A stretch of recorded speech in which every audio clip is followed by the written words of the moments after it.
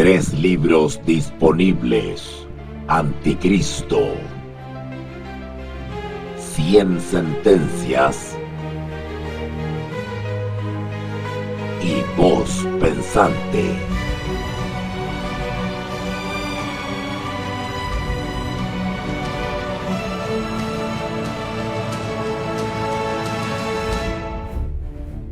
Somos Veritas Dei, Ratio et Revelatio.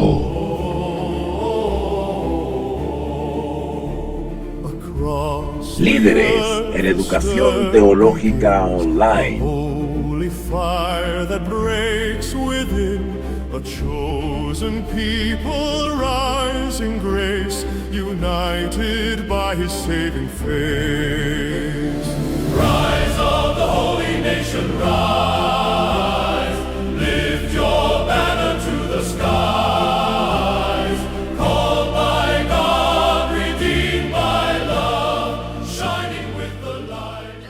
Muy buenas tardes, mis estimados amigos, alumnos, hermanos, visitas que están atentos y han estado atentos a esta nueva presentación que Veritas Dei trae para todos ustedes como un evento educativo, un evento o una actividad, mejor dicho, destinada a la edificación no solamente teológica, espiritual, sino también cultural.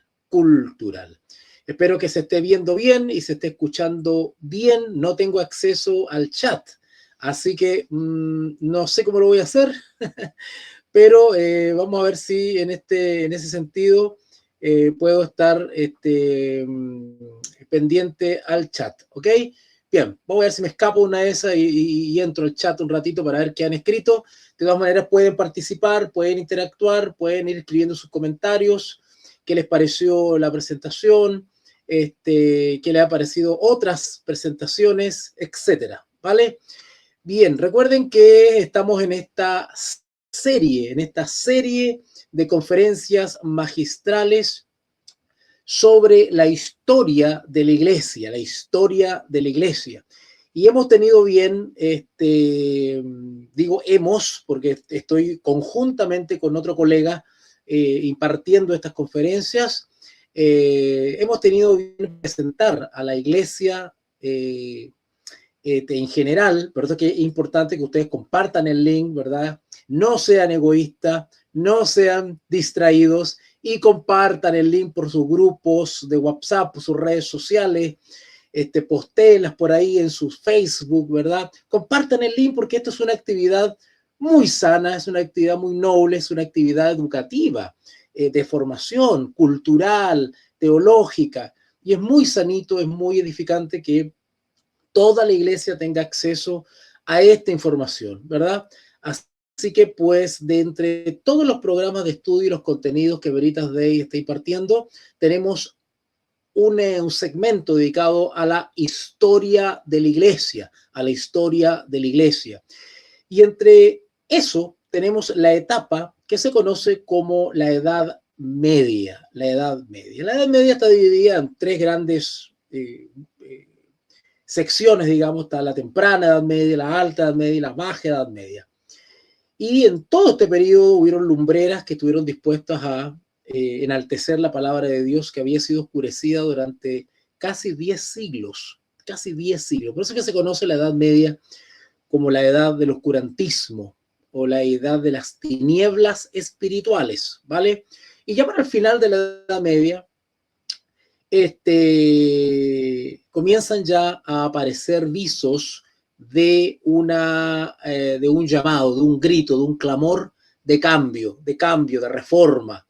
Y Dios comienza a levantar, ¿verdad? Por medio del Espíritu Santo comienza a levantar a ciertos hijos suyos para poder redescubrir la palabra de Dios. Y esto se llama avivamiento. La Reforma Protestante fue un avivamiento, fue una reivindicación de la verdad para disipar las tinieblas espirituales. Hoy en día, y así lo comento en mis clases de escatología y en otros análisis que estoy haciendo, hoy en día también esperamos un avivamiento, pero es un avivamiento bíblico, no un avivamiento como el que vemos hoy día, ¿verdad? estos avivamientos que vemos. No, no, no, no, no. Estas puestas en escena no. Los verdaderos avivamientos bíblicos que vienen como resultado de redescubrir la palabra de Dios. Los verdaderos avivamientos del Espíritu Santo vienen como resultado de comprender la voluntad de Dios escrita en su palabra. Siempre ha sido así, bíblica e históricamente, ¿vale? Pero el enemigo de Dios ha metido un falso avivamiento en la iglesia y eso hay que contrarrestarlo con la educación, Vamos a hacer una pequeña oración. Ustedes me acompañan, si son tan amables. Con mucha reverencia vamos a orar a nuestro Dios para pedirle que nos acompañe, nos guíe, nos guarde y nos asesore en esta presentación. Oremos. Padre nuestro que está en los cielos, santificado sea su nombre. Padre, queremos agradecer este momento que nos das para poder dedicarlo a lo que realmente conviene, a lo que realmente necesitamos. Padre, ayúdanos a concentrarnos en estos momentos de tanta actividad social, política, que podamos concentrarnos en las cosas de Dios. Ayúdanos, que necesitamos el Espíritu Santo que nos pueda guiar y nos pueda orientar. Ayúdanos a comprender la información que se va a compartir, a poder guardarla en nuestro corazón, que esto sea un motivo para poder reflexionar, para poder hacer cambios, para poder tomar decisiones. Y gracias también te damos, Padre, porque estas actividades tú las permites para que la iglesia se eduque, para que la iglesia se forme, para que la iglesia no sea ignorante respecto a su pasado y toda la sangre y las lágrimas que se derramaron, para que hoy día tengamos cierta y relativa paz y también tengamos la palabra de Dios en nuestras manos. Padre, te ruego por aquellos que escucharán esta conferencia, aquellos que están presentes, aquellos que verán esta conferencia de manera diferida. Ayúdame, Señor, a presentar esto de la manera más sencilla. Acompáñanos. Te lo rogamos, te lo pedimos y agradecemos en el nombre precioso de nuestro Señor Jesús, Señor y Salvador. Amén y amén. Gracias, Padre. Y vamos a avanzar con fe entonces. Vamos a avanzar con fe. Les decía, retomando la pequeña introducción que les venía diciendo, Dios comienza a tocar ciertos corazones dentro del mundo católico romano, dentro del romanismo, dentro del papismo. Comienza a tocar ciertos corazones de hombres y mujeres que caminaban en toda la luz que tenían, ¿vale? No estaban propiamente tal insertos o consagrados en una estructura religiosa de verdad. Hablemos las cosas como son. El papismo, el romanismo, es una estructura cristiano-pagana, pero era la religión hegemónica en la Edad Media, y quien se quería acercar a Dios lo hacía inevitablemente a través de ese sistema. Y los conceptos e ideas que había sobre consagrarse, comprometerse, santificarse, ¿verdad? Era entrar de clérigo, entrar como monje, como sacerdote, ¿verdad? Y ese era el camino, esa era la senda, de encerrarse en un monasterio, ¿verdad? Encerrarse en un convento. Eran las ideas, la superstición y las ideas paganas que se habían, con el tiempo, con la práctica, se habían cristianizado, ¿vale? Hay muchas cosas, muchas ideas, muchas creencias o prácticas que vienen directamente del paganismo y sin embargo se han cristianizado, ¿verdad? Y está bien, o sea, no está bien en el sentido de que cada cual es libre dentro de la luz que tiene, del entendimiento que tiene, de ser fiel a esa luz, ¿verdad? Pero cuando la palabra de Dios, el redescubrimiento de la palabra de Dios te va enseñando, te va educando, te va mostrando, te va iluminando, de que ciertas prácticas, ciertas tradiciones, ciertas costumbres, por más cristianizadas que estén, no tienen sustento bíblico, ahí ya entra en pugnas con tu conciencia. Tu conciencia. ¿Quién es mi autoridad? ¿La tradición? ¿La costumbre? ¿La organización religiosa? ¿El líder religioso? ¿O la palabra de Dios? ¿Cuál es mi autoridad? ¿A quién me debo? Y eso tiene un costo. Escoger por la palabra de Dios tiene un costo, tiene un precio. Y el precio más visible de ser fiel a la palabra de Dios, considerándola como autoridad e inspirada por Dios, es la soledad.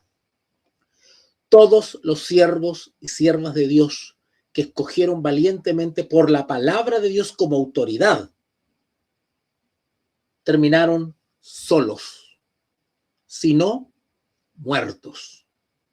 Ese fue el destino y ha sido el destino históricamente y bíblicamente de todos aquellos que han reconocido en la Biblia la única y absoluta autoridad en materia de fe. Por lo tanto, cuando nosotros redescubrimos la palabra de Dios, nos vamos a encontrar con sorpresas. Nos vamos a encontrar que alrededor nuestro se están practicando y observando cosas que se han cristianizado con los siglos, pero no tienen fundamento bíblico, no nacen de Jesús, no nacen de los apóstoles, no está apoyado por los profetas, no está apoyado por la Biblia. Y hay que tener los pantalones bien amarrados y las faldas bien amarradas para decidirse valientemente por la palabra de Dios. Así me lance con la congregación toda en contra. Pastores, dirigentes y todos en contra. Primero está la palabra de Dios. Escrito está. Así dice Jehová. Así dice el Señor Jesús. Así dicen los apóstoles. Así dicen los profetas. Así dice Pablo. Así dice el Espíritu Santo que inspiró a los escritores bíblicos. Esa es mi autoridad. Así me echen contra el mundo entero, incluido la iglesia. Esos son los verdaderos valientes del tiempo del fin. Los contemporizadores, los que transan, los que prefieren no estudiar, como me han dicho algunos hermanos cuando los he invitado a estas conferencias, no me interesa, me han dicho, ¿no es cierto? Está bien, es parte de su libertad, pero no nos quejemos después, cuando nos metan el dedo en la boca y resulta que se nos diga, no os conozco, apartaos de mí, hacedores de maldad. Porque el Señor busca verdaderos adoradores y los verdaderos adoradores adoran en la verdad, no en el engaño. ¿Vale? Bien, dicho eso, voy a comentarles sobre Juan Calvino, el famoso Juan Calvino, tan desprestigiado, tan poco entendido, ¿verdad? No era un hombre perfecto, teológicamente hablando, quiero decir eso, de frentón, ¿verdad? Porque hay algunos que hay hermanos que pertenecen a ciertas denominaciones que han sido fundadas históricamente por uno de estos grandes reformadores, pero han perdido el foco en el sentido de que creen que sus fundadores su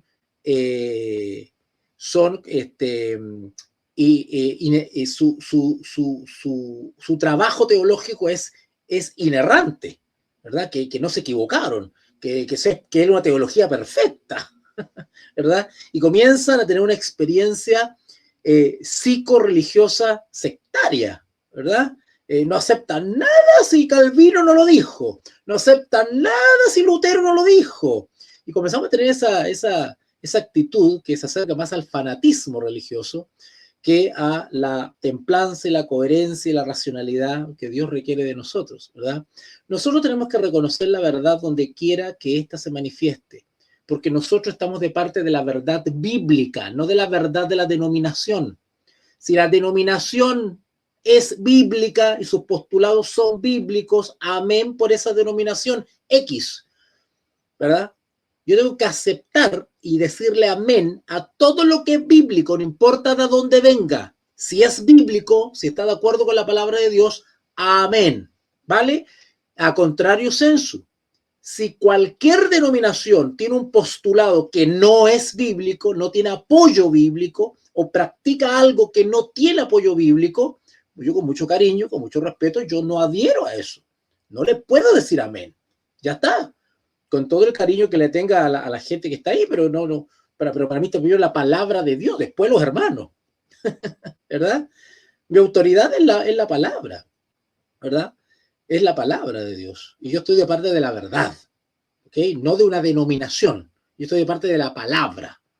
La denominación, le voy a decir amén, o va a ser mi autoridad condicional, en tanto y en cuanto esta está fundada en la verdad, la palabra. Si no lo está, yo la desconozco, no es autoridad para mí. Mi autoridad es la palabra. Todo esto que le estoy diciendo, los reformadores o, digamos, estos siervos usados por Dios lo tenían claro. O sea, no lo tenían claro al principio, pero luego maduraron y comprendieron que esa es la actitud del verdadero creyente. ¿Vale? ¿Vale? En ese sentido, vamos a aprender ahora un poquitito, porque la historia, digamos, la historia, el testimonio, la biografía de Juan Calvino es amplísima. Más allá, más encima, si entraríamos, que no es el caso de esta presentación, si entraríamos a analizar sus postulados, sería para mucho, no terminaríamos nunca. Pero pretendo dar un pequeño pincelazo, un suave pincelazo a la vida y testimonio de Juan Calvino para que lo conozcamos. Nos acerquemos a él un poquitito, echemos abajo prejuicios y veamos el gran aporte que este siervo de Dios hizo a la iglesia histórica. ¿Vale? Bien. Quiero presentarles el sumarium para que ustedes más o menos tengan una idea general de qué se trata esto. Vamos a ver una pequeña introducción, un estudiante adelantado. Eso es muy importante verlo, las aptitudes que tenía Juan Calvino, por si acaso. Luego, el proceso espiritual que él tiene, donde se va volviendo de católico, de romanista, a protestante. Recuerden lo que les he enseñado en otras conferencias. El protestante protesta. Y no me estoy refiriendo a protestar contra el cambio climático, no ese tipo de protestas, no. Contra las injusticias sociales, no, esa cosa no. Esa cosa no. Protestante desde el punto de vista teológico. Protesto contra todo lo que no es bíblico, contra todo aquello que no ha enseñado nuestro Señor Jesús. Y pasa por cristiano. Yo protesto. Ahora, hay formas y formas de protestar, pues. Yo no me voy a ir a pelear frente al Congreso, a gritarle a la gente, o voy a hacer el ridículo, ¿no es cierto?, con un amplificador por ahí, gritando y tragándome el micrófono y bañándolo en saliva. No, esa no es la forma grotesca, ¿verdad?, vulgar de hacerlo. El verdadero Hijo de Dios lo hace siempre con dignidad, con educación, con racionalidad, con inteligencia, con delicadeza y con amor cristiano. La protesta, cuando usted analiza la historia, usted va a dar cuenta que en su mayoría hay excepciones, según la circunstancia y la voluntad de Dios, ¿verdad? Hay excepciones, pero en general, las protestas siempre han sido intelectuales, ya sea mediante discursos, conferencias, diálogos, conversaciones, ponencias, escritos, cartas, ensayos, libros, debates académicos y hoy en día, ¿verdad? Gracias a la tecnología, bueno, mediante quizá streaming o en vivo o coloquios o qué sé yo. O una predicación decente, racional, educativa, sistemática, ¿verdad? Esa es la manera de que el Espíritu Santo, porque está de acuerdo con la naturaleza del Espíritu Santo. El Espíritu Santo no es grosero. El Espíritu Santo no es arrebatado, ¿verdad? El Espíritu Santo eleva dignidad. Con esta conferencia. Le decía que, bueno, Juan Calvino se vuelve protestante. ¿En qué sentido? En el sentido de que él va asumiendo una actitud ofensiva, analítica, investigativa, pero también ofensiva, dado que comienza a descubrir por la palabra de Dios ciertas cosas, la cual la estructura a la que él pertenece no está de acuerdo con la palabra de Dios y comienza a manifestar su disconformidad mediante la pluma. Y por eso que nace un texto famoso de él, muy importante hasta el día de hoy, muy útil desde el punto de vista de la formación teológica, la famosa Institución de la Religión Cristiana. Un tremendo texto que recomiendo personalmente que se pueda adquirir y tener en la biblioteca personal. Siempre aquellos que nos gusta la palabra de Dios e investigar un poquitito todo lo que tiene que ver con la teología, es muy, muy útil que podamos tener una pequeña biblioteca cristiana en nuestro hogar, ¿vale? Y entre toda la amplitud de libros que podemos adquirir, Después hay un libro que es obligatorio tenerlo, que es la famosa Institución de la Religión Cristiana de Juan Calvino, que no es más que fruto de un trabajo intelectual sistemático, de mucho esfuerzo intelectual que Juan Calvino realizó, ¿no es cierto?, en busca de la verdad, ¿vale? Luego vamos a ver algunas citas a las cuales se refirió Juan Calvino sobre el anticristo. ¿Quién es el anticristo según Juan Calvino? ¿Vale? Luego vamos a hablar un poquitito sobre la ciudad de Dios. Ya se imaginen más o menos qué es lo que es eso, la ciudad de Dios. Luego vamos a ver sobre la influencia de Juan Calvino.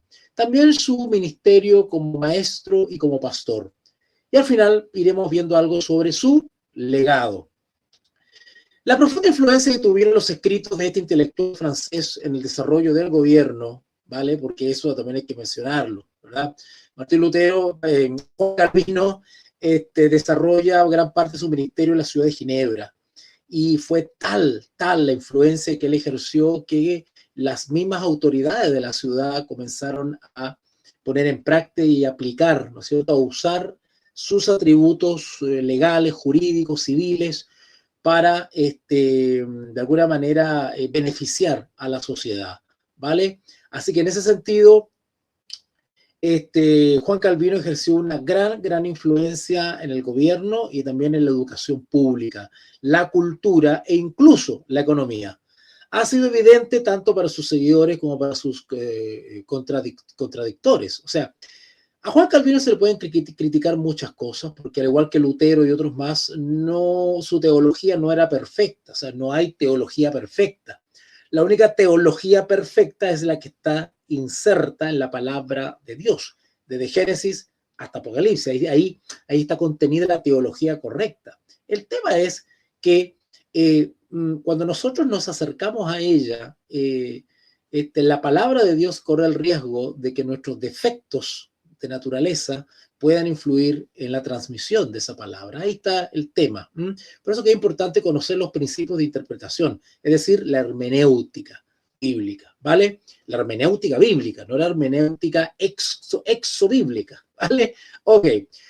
Su énfasis en la gloria de Dios, ese es el énfasis que ponía Juan Calvino, su énfasis en la gloria de Dios llevó a este hombre a estudiar profunda y cuidadosamente las Sagradas Escrituras, incluso más allá que a cualquier otro reformador. O sea, si hubo un reformador que realmente se metió en la Biblia y hizo un trabajo sistemático, porque con otro que podríamos compararlo es con Philip Melanchthon, ¿verdad? Con Felipe Melanchthon, ¿verdad? Que fue un gran sistematizador también. Pero Juan Calvino se las ganó a todos. Realmente Juan Calvino, diríamos hoy día, es un cerebrito, fue un cerebrito. Fue un hombre físicamente no muy fuerte, digamos, flemático, más bien tímido, pero con un gran fuego interior. Era un hombre que se encerraba. Yo les voy a recomendar, creo que lo integré aquí en la presentación, si no se los mando al grupo, a la comunidad veritana, le mando la foto de un librito que está en el mercado, sobre todo acá en Chile, donde está la biografía. Hay una biografía de Martín Lutero, de Juan Calvino, muy linda, muy bonita. A mí personalmente cuando la leí me conmovió. Más de una lágrima derramé con esa biografía, muy bien lograda. Y ahí se nota la consagración, el compromiso, el apostolado de Juan Calvino respecto al estudio de la palabra de Dios. Fue tal el impacto que recibió Juan Calvino cuando comenzó a descubrir la palabra de Dios, ¿verdad? Que para él se comprometió seriamente y solemnemente a entregar su vida al estudio de la palabra de Dios. Cuentan por ahí en ese libro que les voy a recomendar, que Juan Calvino se encerraba días a escribir y a estudiar la palabra de Dios. No se daba ni cuenta cuándo anochecía y cuándo amanecía. Ahora usted me dirá, bueno, pero eso es insano, eso va en contra de nuestra salud.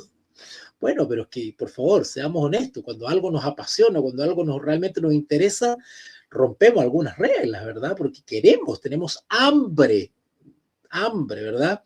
Bueno, a Juan Calvino le pasó eso, ¿eh? Su énfasis en la gloria de Dios llevó a este hombre a estudiar profunda y cuidadosamente las Sagradas Escrituras, incluso más allá que a cualquier otro reformador. Esto se ve reflejado hoy en los millones de creyentes que siguen estudiando su teología. Hay miles y millones de hermanos, incluidos, que echamos mano a los escritos de Juan Calvino, a su famoso libro La institución de la religión cristiana, que es un librazo tremendo, muy bonito. Juan Calvino nació en 1509 en Nogent, Francia, que está a 100 kilómetros al noreste de París, la capital. Su padre, un abogado y administrador que trabajaba para el obispado católico, para el obispo católico, planteó una carrera, el padre de Calvino planeó una carrera eclesiástica para su hijo.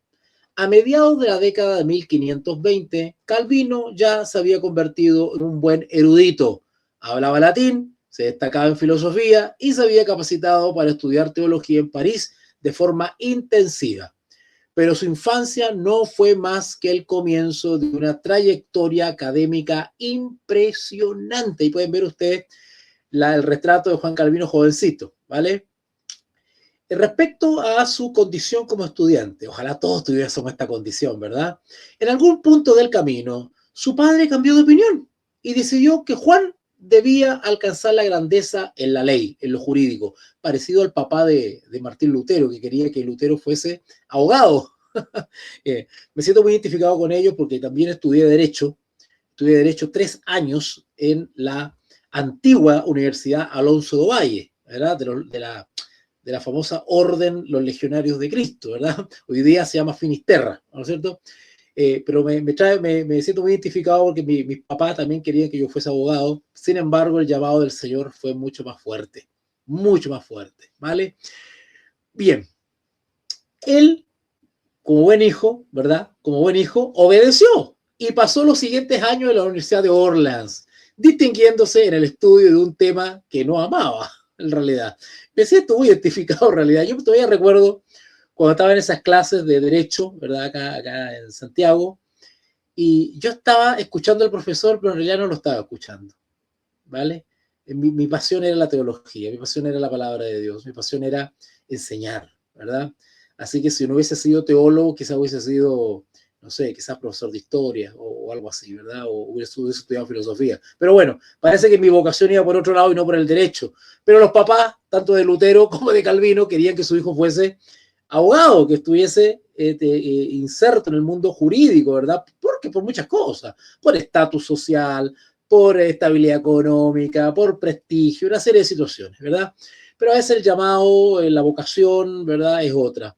Bueno, Calvino, Juan Calvino, obedeció, como buen hijo, obedeció y pasó los siguientes años en la Universidad de Orleans, distinguiéndose en el estudio de un tema que no amaba. Durante esos años se sumergió en el humanismo renacentista, aprendió griego y leyó ampliamente los clásicos. Cuando hablo de clásicos, estoy hablando de los clásicos occidentales, los clásicos griegos, ¿verdad? Incluidos también los latinos, ¿ok? Séneca, Marco Aurelio, etc. Cuando el padre de Calvino murió, 1531, el joven de 21 años se vio libre de su influencia dominante y se mudó a París para ir tras su pasión. Esto también me recuerda, Señor mío, perdona que me salga un poquito del tema, pero que me vienen a la memoria tantos parangones, ¿verdad? Hay un famoso filósofo alemán, Arthur Schopenhauer, un pagano, pero texto muy interesante. Y también el papá quería que fuese contador o comerciante, o que estudiase comercio, pero su pasión era otra. Arthur Schopenhauer estudiaba escondido los libros de filosofía, a escondidas de su papá. Pero cuando muere su papá se siente libre, dice él, y ahí se aboca su vida a la filosofía. Qué lindo, ¿eh? ¿Cómo son las cosas de la vida? Bueno, cuando murió su padre en 1531, el joven de 21 años se vio libre de su influencia dominante y se mudó a París para ir tras su pasión, el estudio de la literatura, especialmente de los clásicos. Posteriormente concluyó sus estudios y recibió su título de doctor en leyes en 1532. Ese mismo año publicó su primer libro, un tratado sobre De Clementia, del filósofo romano Séneca, famoso, muy bonito, muy interesante. Yo recomiendo que lean Séneca. El libro, que fue, disculpe que estoy con una alergia atroz que me está molestando. El libro, que fue la disertación doctoral de Calvino, ¿verdad? Esta Clementia, revelaba su gran capacidad intelectual. Ya ahí ya estaba demostrando, ¿no es cierto?, evidenciando su potencia intelectual que hoy en día está siendo destruida por los juegos electrónicos, por las pantallas y por el exceso, ¿no es cierto?, de material basura a través de Internet, ¿verdad? Pobres niños de hoy día. Pero ya a los 21 años y más jóvenes, estos chicos ya estaban leyendo, ya estaban ya en bachiller, ya estaban en maestría. Imagínate tú cómo se ha rebajado el uso de nuestras capacidades intelectuales y también se ha deteriorado en términos generales la educación. Aquí tenemos una pequeña fotito que es la representación de París en el siglo XVI, ¿eh? Por si acaso. ¿Cuándo se empieza a volver protestante Juan Calvino? Si era católico. Ahí tenemos una fotito de él ya más maduro, ¿verdad? Fue mientras estudiaba leyes que Calvino entró en contacto con la Reforma. Claro, estaba ya de moda esto de la Reforma. Estaba Martín Lutero por allá y habían otros por acá. La doctrina y las enseñanzas de Lutero llegaron hasta él y su vida dio un giro abrupto, aunque no se tiene registro del momento o fecha exacta de su conversión. En 1533, Nicolas Cop, rector de la Universidad de París y amigo de Calvino, predicó un sermón que llamó la atención de sus oyentes. Era una súplica por una reforma sobre la base del Nuevo Testamento y un fuerte ataque contra los teólogos escolásticos del momento. Pero muchos se resistían a sus perspectivas protestantes y Calvino, quien se cree le escribió el discurso a Cop, fue obligado a huir de París. Después de ser encarcelado por un tiempo, Calvino huyó a la propiedad de Louis du Tillet, un hombre rico que simpatizaba con la Reforma. Allá encontró refugio donde alguien que también simpatizaba con estas ideas de la Reforma. Estando allí, tuvo la oportunidad de pasar 5 meses en la extensa biblioteca teológica. Ustedes se dan cuenta que la vida de estos reformadores siempre está ligada a las bibliotecas, a los libros, a escribir, a reflexionar, a pensar. Increíble, ¿eh? Tan lejos que estamos de eso, la gran mayoría del pueblo cristiano, ¿verdad? Bien, ahí leyó la Biblia. Claro, ¿qué más? Leyó la Biblia, junto con los escritos de los padres de la iglesia, en especial la de Agustín. Después de un breve viaje a París y Orleans, Calvino se dirigió a Basilea, Suiza, y comenzó a escribir su obra más importante, la que le había comentado ya en la introducción, Institución de la Religión Cristiana, que es así un libro de grueso, pero es muy bonito, muy lindo. Yo recomiendo mucho que lo lean, que lo estudien. Muy bonito. Bueno, esta ciudad de Basilea es una ciudad muy importante de Suiza. Y allá se dirigió, ¿no es cierto? Y por esos lugares estuvo Juan Calvino. Y acá tenemos su gran obra, la Institución de la Religión Cristiana. Ahí puse la portada de la versión moderna, la que venden actualmente, esta que está acá, ahí que estoy dando vuelta a mi cursor. Esta es la tapita original de la Institución de la Religión Cristiana, pero acá al ladito, más chiquitito, tenemos la tapa de la portada original de lo que se vende hoy día, como la Institución de la Religión Cristiana. Así que para que la busquen y puedan tenerla en su biblioteca también ahí, ¿vale? Yo la recomiendo. La Institución de la Religión Cristiana fue pensada como un material elemental para aquellos que querían saber algo acerca de la fe evangélica. Más tarde, Calvino escribió: trabajé la tarea especialmente para nuestros propios franceses, porque vi que muchos estaban hambrientos y sedientos de Cristo, y sin embargo, muy pocos tenían verdadero conocimiento de Él. Qué maravilloso, cómo el Espíritu Santo va inspirando a estos verdaderos hijos de Dios a usar sus facultades intelectuales al servicio de la obra de Dios. Qué bonito, ¿verdad? Dios sabe cuando hay hambre de la palabra en la tierra y mueve a estos hombres inteligentes para que pongan a disposición de las personas la palabra de Dios, ¿verdad? En este caso, bueno, no es la Biblia, pero es un compendio resumido de los postulados de la fe cristiana. Qué bonito. Durante los 23 años siguientes, la obra maestra de Calvino, la Institución de la Religión Cristiana, tendría 5 grandes expansiones hasta llegar a su forma final en 1559, ¿vale? 1559. Pero desde su primera edición se trató de una verdadera proeza que presentaba fuertes argumentos a favor de las enseñanzas centrales de la Reforma. Esto es muy parecido a lo que hizo Philip Melanchthon. Yo por ahí tengo un librito, Philip Melanchthon, ¿verdad? A ver si lo puedo sacar aquí, no se me cae todo. Permiso, perdón por la improvisación. Esperemos que no se derrumbe todo aquí que tengo. Aquí está. Sí, bueno, se me derrumbó un poco. ¿Qué quiero mostrarles acá? Miren, también lo recomiendo, muy bonito.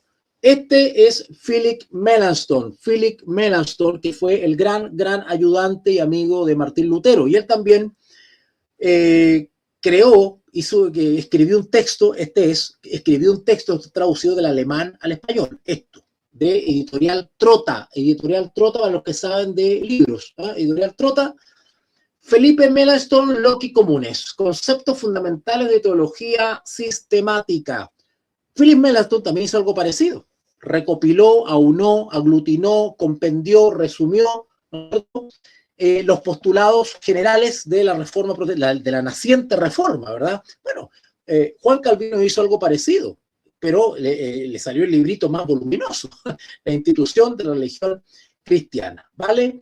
Así que, pues, en las instituciones, Calvino esbozó sus puntos de vista sobre la iglesia, los sacramentos, la justificación, la libertad cristiana y la política, ¿ok? Ahora, en el año 1559, Calvino declaró, por el solo estudio de la escritura, llegó a la siguiente conclusión. Ojo, que estas declaraciones que son tan fuertes, todos los reformadores llegaron a la misma conclusión por el solo estudio de la Sagrada Escritura. Esto no se lo inventaron, no lo soñaron. Estas expresiones o estas afirmaciones son derivadas de solo estudio de la Escritura, especialmente en las cartas de Pablo y Juan. ¿Qué dijo Juan Calvino en 1559? Afirmo que el Papa es el anticristo, porque arrebató el honor a Cristo al atribuirse poder ilimitado en la Iglesia. ¿Dónde está eso? En su institución de religión cristiana. Capítulo 4, ¿verdad? Sección 7, página 25. Ahora, durante el tiempo que Juan Calvino estuvo activo, reinaron varios papas católicos. Pues, esto incluyeron a Pablo III, ¿verdad? Quien presidió el Concilio de Trento, y Julio III, a quien se enfrentó a Calvino en el marco de la Contrarreforma. Pablo III fue papa durante gran parte de la vida de Calvino y convocó el Concilio de Trento, que marcó una respuesta organizada a la reforma protestante. Y los alumnos que han estado conmigo en las conferencias y clases de escatología le habré dicho que la contrarreforma iniciada ahí en el Concilio de Trento todavía continúa. Y estamos sufriendo algunas consecuencias de algunas cosas que se determinaron en ese concilio, ¿vale? Entre ellos el ataque que hizo la Compañía de Jesús, los jesuitas, a el enfoque escatológico protestante, ¿vale?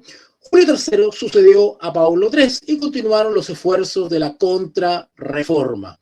Otros papas de la época fueron Clemente VII y León X. Y el tiempo de Calvino coincidió con el fin del Renacimiento y el comienzo de la Reforma. Respecto a la ciudad de Dios, posteriormente Calvino se estableció en Ginebra, ciudad hermosa, tuve el privilegio de estar ahí. Él y su amigo Guillermo Farel, ya voy a hablar también de Guillermo Farel, tengo una conferencia preparada sobre Guillermo Farel, gran compañero de Juan Calvino en la ciudad de Ginebra, en Suiza. Bueno, junto a Guillermo Farel, comenzaron inmediatamente a reformar la iglesia en la ciudad de Ginebra, después de redactar una confesión de fe. Trataron de lograr que los ciudadanos vivieran en sumisión a las Escrituras, pero su intento de limitar la cena del Señor mediante la excomunión, es decir, restringir la participación de aquellos que vivieran abiertamente en pecado, resultó en su destierro en 1538. No le gustó mucho a la ciudad ciertas medidas. Que es el problema que sucede cuando la iglesia fornica con las autoridades civiles e intenta imponer la cristiandad por la fuerza, ¿verdad? Eso no es bíblico, ¿verdad? Eso el libro de Apocalipsis y la apocalíptica bíblica en general lo describe como fornicación. Cuando la iglesia fornica con las autoridades y pololea y quiere quedar bien y quiere reconocimiento de la autoridad civil, eso bíblicamente se llama fornicar, ¿verdad? Porque la religión cristiana no se impone por la fuerza, no se impone por medio del poder civil, no se impone a través de las leyes, de las normas, de las constituciones, ¿verdad? No se impone así, ¿verdad? La religión es algo que debe ser promovido y aceptado voluntariamente por amor y por persuasión retórica, no por la influencia o la fuerza del poder del Estado, ¿verdad? ¿Por qué? Porque bíblica históricamente siempre que se hace eso termina en intolerancia religiosa, ¿verdad? Siempre. Pero su intento de limitar la cena del Señor mediante la excomunión, ¿verdad? Es decir, restringir la participación de aquellos que vivieran abiertamente en pecado, resultó en su destierro en 1538. Terminaron echándolo de la ciudad de Ginebra por esta desaveniencia, ¿no es cierto? Porque él buscaba que se prohibiese que participaran de la cena del Señor aquellos que estuviesen en pecado. Queremos entender algunas cosas. Juan Calvino descubrió muchas cosas hermosas de la palabra de Dios, pero todavía él tenía muchos resabios de catolicismo. Muchos resabios de catolicismo hasta el día de hoy. Hasta el día de hoy. Lo que terminó, o sea, la herencia de Juan Calvino, que hoy conocemos como el presbiterianismo u otras expresiones más reformadas, todavía arrastran muchas cositas de la Iglesia Católica, no se han reformado del todo, ¿verdad? Y eso no solamente en el presbiterianismo, sino también en muchas otras denominaciones que todavía hasta el día de hoy arrastran cosas del catolicismo porque no se siguieron reformando, se quedaron estancadas, ¿vale? Entonces, pues, tenemos acá que Calvino se dirigió a Estrasburgo cuando fue echado de Ginebra, donde pastoreó durante 3 años. Estando allí, se casó con una viuda anabaptista, que es otra rama, ¿verdad?, bien radical de los protestantes, y que ya tenía 2 hijos, esta viuda. Para 1541, la reputación de Calvino se había extendido, claro, como erudito y estudioso teólogo. Escribió otros 3 libros y revisó las instituciones. Se había hecho amigo de otros reformadores importantes, como Martín Bucero, del cual también voy a hablar en una conferencia, y Friedrich Melanchthon, del cual les mostré el texto recién, ¿verdad? Posteriormente, las autoridades municipales le pidieron que regresara a Ginebra, claro, porque cuando se fue Calvino, quitaron todas las normas o las ciertas ordenanzas, ¿verdad?, que habían implementado en Ginebra para traer orden social, ¿verdad?, debido a que había una disipación muy grande, los bares y la prostitución estaban en auge, y gracias a ciertas medidas que Juan Calvino sugirió a la autoridad, bueno, eso se calmó, se ordenó un poco, pero cuando echan a Calvino, ¿verdad?, otra vez volvió el desorden a la ciudad, así que las autoridades dijeron, necesitamos a Juan Calvino otra vez, y lo mandaron a llamar, ¿verdad? Lo llamaron de nuevo. Así que, pues, posteriormente las autoridades municipales le pidieron que regresara a Ginebra y pasó el resto de su vida trabajando en el establecimiento de una sociedad cristiana allí. Después de su regreso, Calvino retomó su ministerio en el púlpito, precisamente donde lo había dejado 3 años atrás, y exactamente en el versículo siguiente a su exposición previa. ¿Vale? Interesante. Aquí qué bonito eso, qué memoria también, porque Juan Calvino abandona su ministerio pastoral en Ginebra y hace una pausa en sus sermones, pero cuando vuelve 3 años después, vuelve a retomar el sermón de donde mismo lo había dejado. Imagínate tú. Aquí tenemos una representación bien bonita sobre Calvino predicando en Ginebra, ¿vale? Qué bonito cómo se predicaba antes en estos púlpitos, qué bonito eso. Yo tuve la oportunidad de ver eso en vivo allá en Alemania, en la iglesia de Wittenberg, ahí estuve y muy bonito. Bueno, avancemos. Durante esos tiempos agitados, a Ginebra llegaban protestantes refugiados de todas partes de Europa, claro. Como en Ginebra la cosa estaba bien aceptada y había una amplitud de criterio, ya la reforma estaba asumida, había cierta libertad de religión, de culto en Ginebra, ¿verdad? No toda, pero había cierta libertad. Por lo tanto, los protestantes estaban perseguidos en otros lugares, elegían a Ginebra como un lugar de refugio, ¿no? Como una ciudad de refugio, ¿vale? Así que llegaban protestantes refugiados de todas partes de Europa, buscando seguridad ante las amenazas que enfrentaban en su país. En poco tiempo, la población de Ginebra se duplicó. Con el tiempo, cientos de los hombres que habían huido a Ginebra para ser instruidos en la escuela de Calvino regresaron a sus países de origen. ¡Qué bonito! Y eso es lo que se ha perdido hoy día. Perdonen que sea tan crítico con la iglesia, pero tenemos que resaltar las cosas buenas y hacer observaciones o protestar contra lo que está mal, o es defectuoso, o no está beneficiando a la iglesia, o está obstaculizando el desarrollo espiritual de la iglesia. Hoy en día solamente tenemos todos los domingos sesiones de dopamina en las congregaciones, pero no se está haciendo un trabajo sistemático de preparación de misioneros. ¿Qué pasaba? Llegaban protestantes perseguidos de otras partes de Europa, llegaban a Ginebra y se preparaban porque sentían en ellos una misión para con el lugar que ellos fueron perseguidos, porque ellos dejaban gente y familia y amigos que necesitaban la palabra de Dios. ¿Qué hacían ellos? Se preparaban teológicamente, bíblicamente, volvían otra vez como misioneros a sus lugares, con riesgo a ser detenidos, perseguidos y asesinados. Ese realmente es el espíritu evangélico. Ese verdaderamente es el espíritu protestante.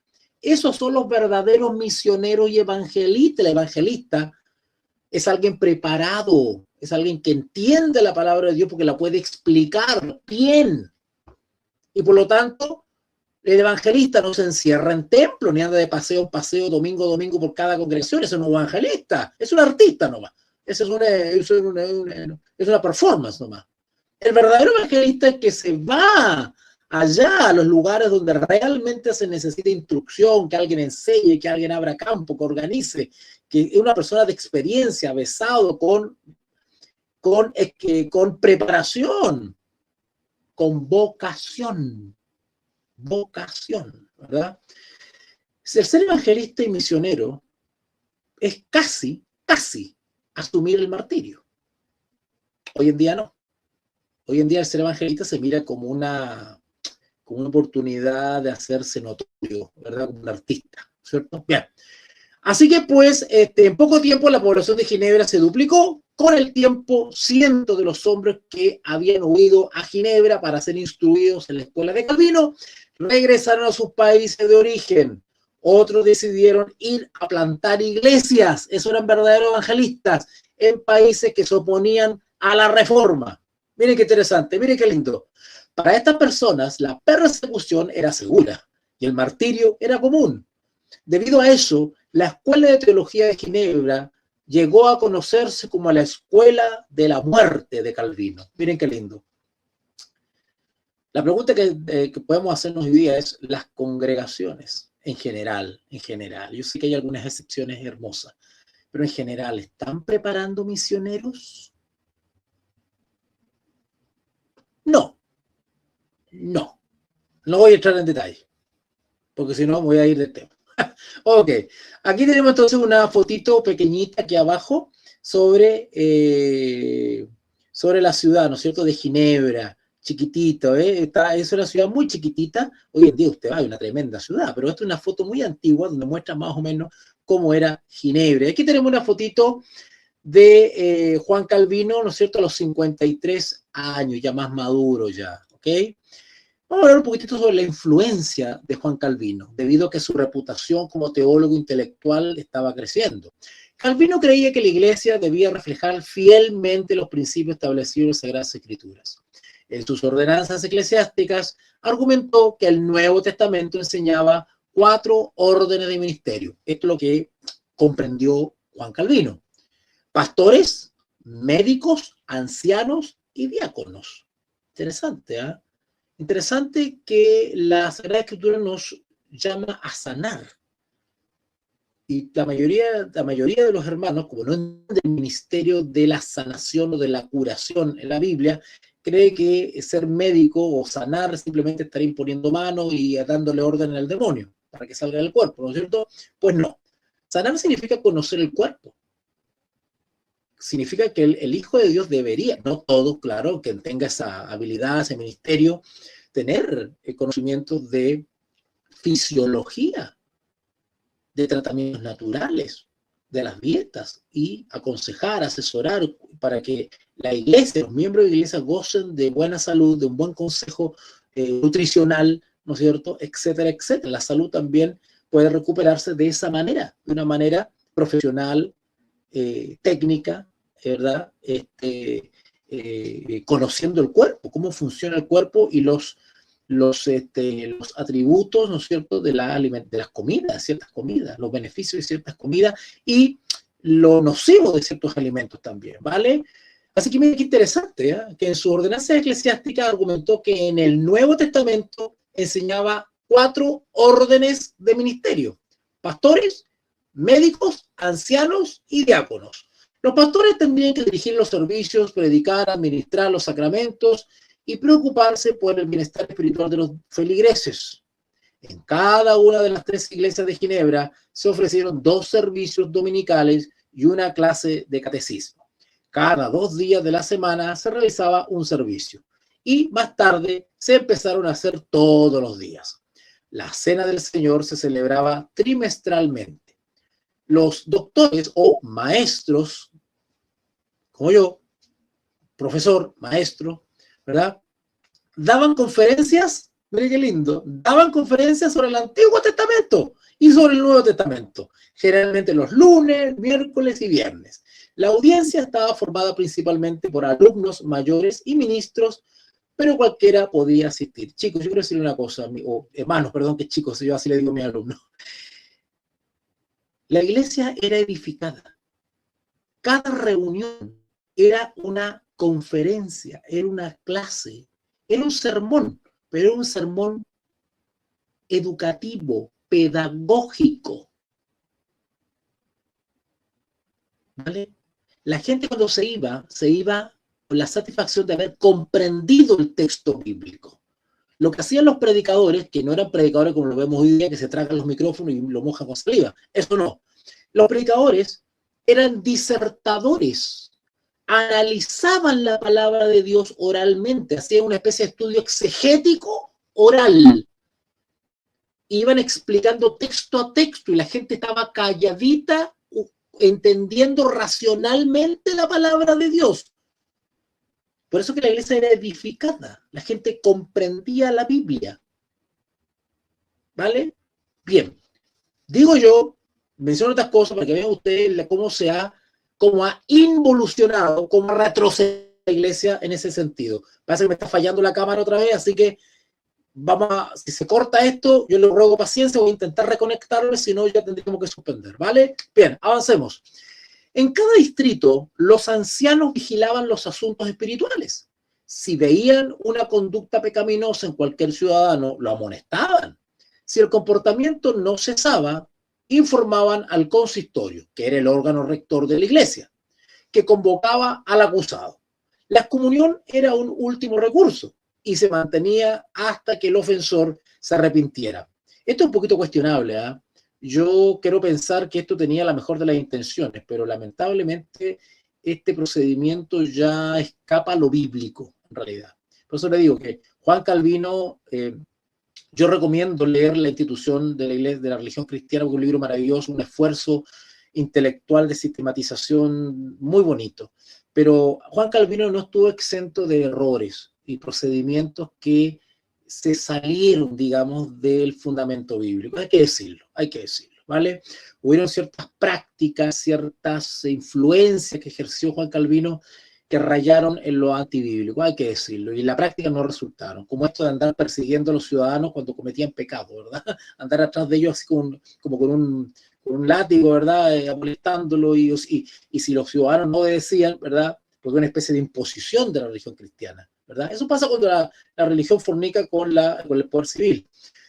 Entonces no se respetaba la libertad de conciencia de los ciudadanos, y la gente no tiene por qué ser obligada a hacerse cristiana, ¿te das cuenta? Entonces, bueno, por ahí Juan Calvino no lo anduvo apuntando mucho, pero menciono esto para que sepan ustedes cómo de alguna manera la verdad de la palabra de Dios se abrió paso en las tinieblas de la Edad Media o de fin en la Edad Media, pero no exento de algunos defectos en la práctica, ¿vale? Y eso por justamente estos reformadores tenían toda la buena fe y la buena intención, pero en algunas cosas que no comprendieron bien totalmente, al aplicarlas, fueron errando en el camino, ¿vale? Finalmente, el bienestar social estaba a cargo de los diáconos. Ellos eran la junta directiva del hospital, los ejecutivos de la seguridad social y los supervisores de la casa de beneficencia. Los diáconos fueron tan efectivos que Ginebra no volvió a tener mendigos. Miren qué lindo. El sistema funcionó tan bien durante tantos años que John Knox, tengo una conferencia sobre John Knox. Prepárense. La primera semana de enero de 2026 tengo una conferencia sobre John Knox. Y también voy a dar una sobre Farel, Guillermo Farel, los dos grandes colaboradores de Juan Calvino. Así que no se lo pierdan, ¿vale? John Knox visitó Ginebra en 1554. Escribió a un amigo que la ciudad es la escuela de Cristo. Mira, cuando John Knox llega a Ginebra se da cuenta de todos los cambios que habían. Y escribió una carta y dijo: es la escuela de Cristo más perfecta que haya existido en la tierra desde los días de los apóstoles. Mire qué maravilloso, ¿vale? Respecto al ministerio y el trabajo de Juan Calvino, Calvino predicaba 2 veces todos los domingos y todos los días de semana alternados. Cuando no estaba predicando, daba conferencias como profesor 3 veces a la semana, además de ocupar un cargo en el consistorio y en distintos comités. Chicos, yo quiero aclarar algo acá. Los verdaderos predicadores, los genuinos predicadores, los genuinos evangelistas o misioneros, generalmente son todos maestros, son todos profesores. Y no eran profesores porque leían muchos libros y sabían muchas cosas, y no eran profesores porque sacaban un título en alguna universidad. Eran profesores porque tenían el don, tenían la vocación, ¿verdad? Pero también tenían el don de la enseñanza. Y el don de la enseñanza viene a potenciar el don natural, el don innato. Y eso te hace efectivo en la tarea. ¿Por qué? Porque la iglesia necesita que la alimenten. Cuando el Señor Jesús le dijo a Pedro que apacentara, que alimentara a los corderos, ¿verdad? Se estaba refiriendo a eso, a nutrirlas, a darles entendimiento, conocimiento, explicarles la palabra de Dios, para que las personas cuando leyesen el testimonio bíblico comprendiesen a qué se refiere el autor, ¿vale? Para eso están los maestros en la iglesia, para explicar a los hermanos. Pero hoy en día a los profesores, a los teólogos, a los maestros, a los que tenemos el don de la enseñanza, se nos ha expulsado de las congregaciones. No se nos quiere, ¿verdad? Y yo sé por eso, por la ansia de concentrar el poder arriba, ¿verdad? Entonces, claro, aparece uno enseñando algo, es una amenaza, ¿verdad? En vez de verse como un beneficio, como un aporte, se ve como una amenaza, y por eso que tenemos que ejercer nuestro ministerio a través de estas instancias educativas, porque las congregaciones, los profesores, no se nos da ninguna chance, ¿vale? A manera de protesta a eso, ¿ok? Bueno, su papel en la ciudad era bastante peculiar. Fue nombrado pastor y recibió un salario del ayuntamiento, aunque podía ser despedido, como lo fue en 1538. Era un extranjero en Ginebra, claro, él era francés, ¿verdad? Pero estaba ejerciendo su ministerio y su trabajo en la ciudad de Ginebra, que es Suiza, ¿verdad? Es decir, no era un ciudadano oficial de Suiza. Pero eso cambió casi al final de su vida. No se limitaba a su labor en la iglesia. Estuvo involucrado en muchos hitos que ocurrieron en Ginebra, desde el desarrollo de la Constitución de Ginebra, pasando por la infraestructura de la calefacción hasta la construcción de desagües. O sea, Calvino era tan habiloso y era tan apreciado que se le tomaba su parecer, incluso para decisiones que no tenían que ver con religión. Al final de su vida, cuando no podía caminar hasta la iglesia para predicar, lo llevaban en una silla. Qué bonito, ¿eh? Algo parecido sucedió así con Martín Lutero. Martín Lutero ya en sus últimos días estaba bastante malito de las piernas y de las rodillas, y no podía caminar, y lo empezaban a trasladar en un carrito. Cuando el doctor le prohibió salir en el aire invernal, convocó a sus estudiantes en su habitación y allí les dio conferencias. Y aquellos que lo instaban a descansar, él les preguntaba: ¿qué? ¿Harías que el Señor me encuentre ocioso cuando venga? Ahí tenemos una fotito de John Knox, para aquellos que no lo ubican, ahí lo tienen por fotito, que es un reformador escocés, iniciador del presbiterianismo y uno de los estudiantes más destacados de Calvino. Voy a dar una conferencia primera semana de enero, tiene conferencia sobre Guillermo Farel, gran colaborador de Juan Calvino, y voy a hablar también de John Knox, ¿vale? Acá tenemos una representación sobre los últimos momentos de Calvino, ¿verdad? Una fotito que de alguna manera representa esto que le contaba recién, porque cuando él ya no podía caminar, él convocaba a sus alumnos para que fueran a su pieza a escuchar sus conferencias, ¿vale? Su legado, y ya vamos terminando, su legado. Calvino falleció a sus 54 años, joven, ¿eh? Qué interesante y lamentable en realidad. Calvino falleció a sus 54 años el 27 de mayo de 1564. Su cuerpo fue expuesto al público, pero ante la influencia de visitantes, los reformadores temieron ser acusados de promover la veneración de santos, por lo que fue enterrado al día siguiente en una tumba anónima. Hasta el día de hoy se desconoce la ubicación exacta de su sepultura. Calvino murió, su influencia no sucumbió con él. Fuera de la iglesia y dependiendo del punto de vista, sus ideas han sido culpadas y acreditadas con el surgimiento del capitalismo. Claro, ciertas ideas de Juan Calvino han sido relacionadas con lo que se conoció después como el capitalismo, ¿verdad? Esta cosa de ganarse el sustento, ¿verdad? Con el sudor, la prosperidad, el que se dedica al trabajo, invierte bien su tiempo, ¿no es cierto?, debe gozar de los frutos de su trabajo, etcétera, etcétera. Entre todas las voces protestantes, la de Calvino fue la más clara y lúcida. Era un tremendo intelectual. Es cosa que lean algunos textos de él para darse cuenta de lo clarito que era para hablar, lo educado que era.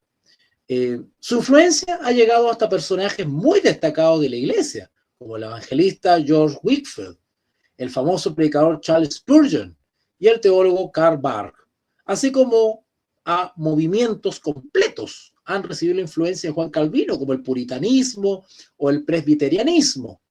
Día a día, las comunidades presbiterianas o reformadas, e incluso muchos grupos bautistas, promueven su legado en iglesias locales de todo el mundo, ¿vale? Todo aquel que aprecia los buenos textos, los hombres inteligentes, los libros que se han legado y que han contribuido a la formación de la iglesia, a la educación de la iglesia, son útiles, ¿vale? Como les digo, Juan Calvino no era perfecto en todas sus conclusiones, incluso en algunas aplicaciones prácticas, pero si hacemos un juego de suma y resta, el trabajo y el legado de Juan Calvino es invalorable. Sin duda, Dios lo usó para restituir, para restablecer, para vindicar la palabra de Dios que había sido oscurecida por el papismo. Llegó a conclusiones inequívocas, pero también llegó a otras equívocas, ¿vale? Bueno, para terminar les muestro una fotito de este profesor que tuvo la oportunidad de estar ahí en Ginebra. Hay un tremendo monumento a los reformadores, muy bonito, y ahí está Juan Calvino. Ahí lo tengo en círculo encerradito, la representación de Juan Calvino.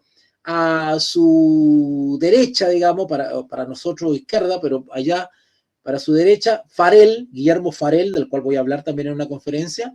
Tenemos a Teodoro Beza, este que está acá es, pero impresionante su trabajo, su testimonio personal. También voy a hablar de él en una conferencia, ¿vale? Teodoro de Beza. Y luego tenemos a John Knox, que también voy a hablar de él la primera semana de enero, de John Knox, ¿verdad? Así que ahí estoy junto a 4 de los más notables reformadores: Guillermo Farel, Juan Calvino, Teodoro de Beza, John Knox, que es el monumento internacional de la Reforma protestante, generalmente conocido como el Muro de los Reformadores. Se encuentra en el centro, ahí en el centro neurálgico de la ciudad de Ginebra, en Suiza. Tenemos otra fotito para que vean más o menos destacado quién es Juan Calvino, ¿vale? Si ese Juan Calvino era bien largo, flaco, pálido, grandote, alto, ¿verdad? Tenía ese porte así como el jugador de básquetbol, ¿verdad?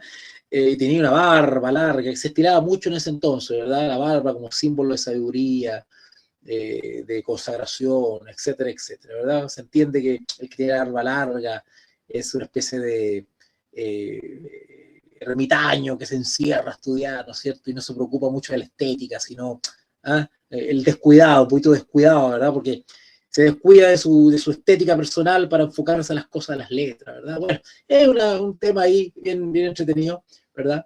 Y bueno, ahí tenemos entonces, y finalizamos esta breve conferencia sobre Juan Calvino, Si ustedes me permiten, quiero invitarlos muy cordialmente a las próximas conferencias, todos los domingos a las 19 horas hora chilena.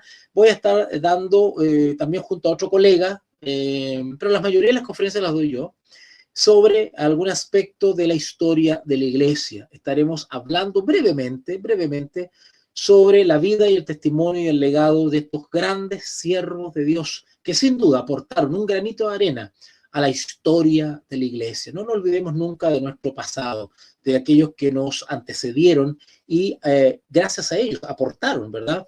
Con muchas de las cositas de las cuales hoy día gozamos. Recuerden que está disponible mi libro Anticristo, donde este 2026 lo voy a reeditar, voy a incluir un análisis detallado sobre el hijo de perdición, los textos del apóstol Pablo. Vamos a estar introduciendo eso en la nueva edición de mi libro Anticristo, que es un libro donde analizo el concepto de anticristo bíblicamente hablando. Y así derribamos mitos y falacias y fantasías que están dando vueltas en algunas congregaciones, ¿verdad? Vamos a ver qué dice la Biblia, que es un anticristo bíblicamente, ¿vale? Nada de fantasía y cosas raras y guerra de las galaxias. No. ¿Qué dice la Escritura? Que es un anticristo. ¿Es uno? ¿Son varios? ¿Qué son? ¿Viene de la iglesia? ¿No viene de la iglesia? ¿Está vivo? ¿Está muerto? ¿Apareció? ¿Viene? ¿Ya vino? Bueno, todo eso lo veo en mi libro Anticristo. Los interesados me contactan en privado y pueden adquirirlo, ¿vale? También está disponible mi segundo libro, 100 sentencias, ¿vale? Y también está mi otro libro, mi tercer libro, Voz Pensante, que no son libros de naturaleza teológica, son libros más bien de filosofía existencialista, para que ustedes puedan de alguna manera profundizar en algunas temáticas generalmente que tienen que ver con la vida, con la muerte, la aversión a la ignorancia, el amor por el saber, por la sabiduría, por la instrucción, por la educación, etcétera.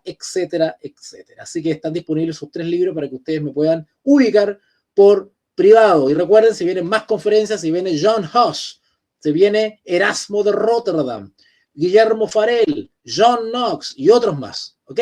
Les agradezco su presencia, gracias por el apoyo, por la paciencia. Mario Andrés, tremendo, Mario Andrés, me dice... Bendiciones, profesor Walter, saludos desde Peumo, región de O'Higgins, maravilloso, un saludito. Nicot también, gran alumno Nicot, también está presente acá. Teresa, gran alumna de escatología también. José, me imagino que José de Neiva, Colombia, ¿vale? Bien, saluditos, un abrazo y nos estamos viendo en una próxima oportunidad. Que Dios les bendiga mucho, bye bye. Cualquier cosa me encuentran por privado, por el WhatsApp. Que Dios les bendiga mucho. Que tengan buenas noches. Somos Veritas Dei, Ratio et Revelatio. Líderes en educación teológica online. United by his saving faith. Rise of the holy nation, rise.